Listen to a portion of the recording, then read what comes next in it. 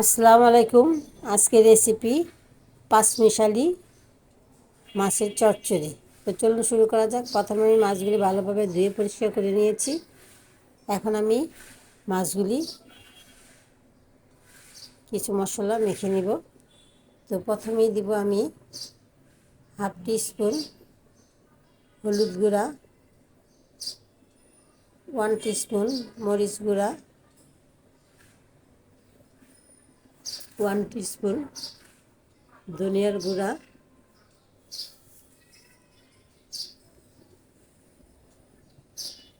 আর দিব 4-5টা কাঁচামরিচ। আমি কাঁচামরিচগুলি মাঝখান দিয়ে কেটে নিয়েছি। এরপর দিব স্বাদ অনুযায়ী লবণ, হাফ টিস্পুনের চেয়ে কম জিরা গুঁড়া, হাফ টিস্পুন রসুন বাটা, হাফ টিস্পুন আদা বাটা। এরপর আমি ভালোভাবে মাছগুলি মেখে নিব। তো আমি এখানে কিছু তেল দিয়ে মেখে নিয়েছি। তেলটা আমার ভিডিওতে উঠে নেয়। আমি এখন একটি প্যান বসিয়েছি। এখানে আমি 3 টেবিল স্পুন তেল দিয়েছি। আর দিব 4 থেকে 5টা পেঁয়াজ। পেঁয়াজগুলি আমি ভেজে নিব। পেঁয়াজগুলি আমি বেশি কড়া করে ভাজবো না, সামান্য একটু ভাজার পর আমি এখানে দিব 2 থেকে 3টা টমেটো। টমেটোগুলি আমি একটু কুচি কুচি করে কেটে নিয়েছি। টমেটোগুলি ভাজা হওয়ার পর আমি ঢাকনা দিয়ে 5 থেকে 6 মিনিট টমেটোটা রান্না করে নিব।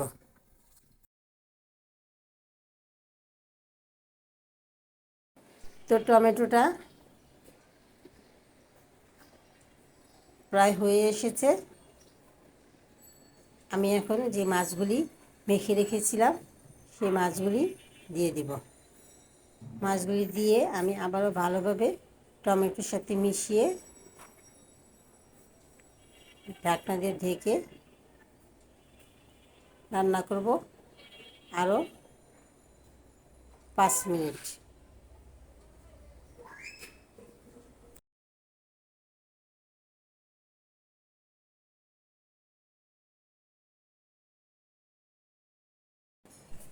তো মাছগুলি আমি আবারও ভালোভাবে উল্টিয়ে দিব। আর আমরা বেশি মাছটাকে ঘাটাঘাটি করব না, কারণ গুঁড়া মাছ ভেঙে যাবে।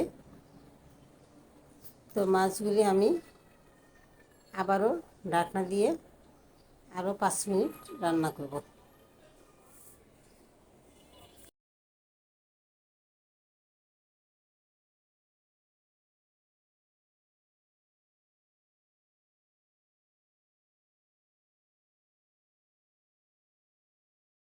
তো আমি এখানে আধা কাপের মতন পানি দিব।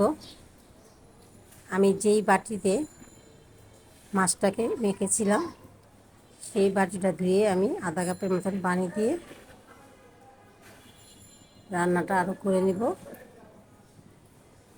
6-7 মিনিটের জন্য ঢাকনা দিয়ে।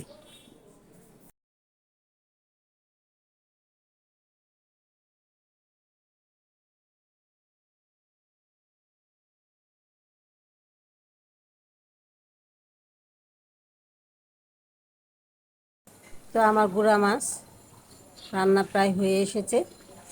আমি এখন ধনিয়া পাতা দিব। ধনিয়া পাতা দিয়ে নামিয়ে পরিবেশন করব।